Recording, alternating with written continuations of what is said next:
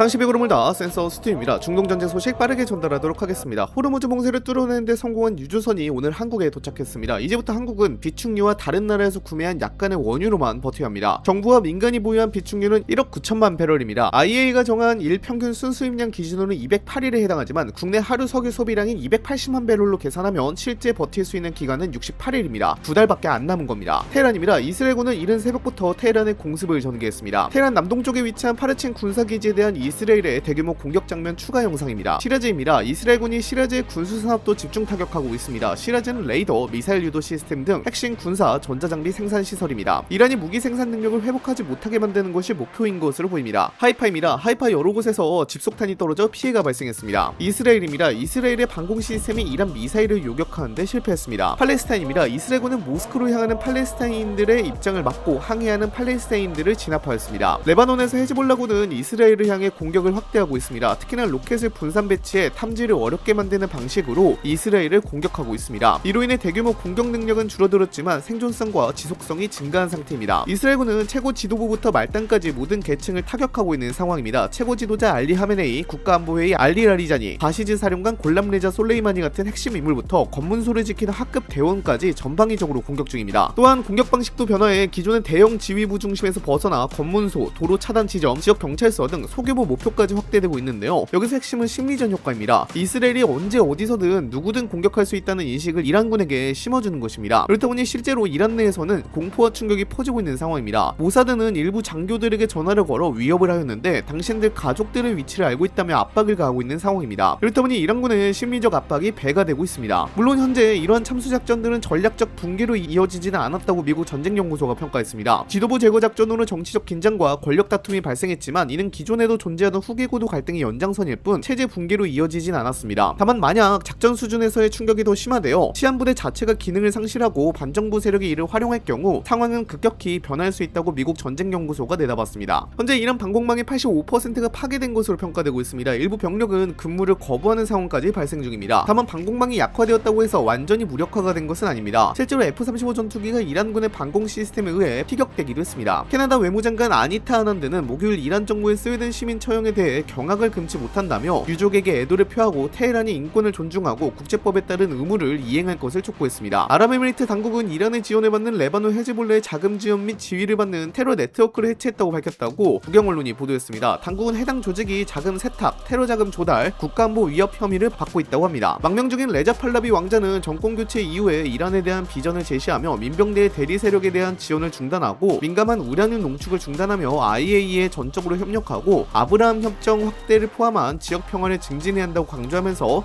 아랍 국가들에게 안정과 번영을 위한 체계적인 전환을 지지해줄 것을 촉구했습니다. 추후 소식이 더 들리면 영상 제작해서 업로드하도록 하겠습니다. 영상 마치겠습니다. 감사합니다.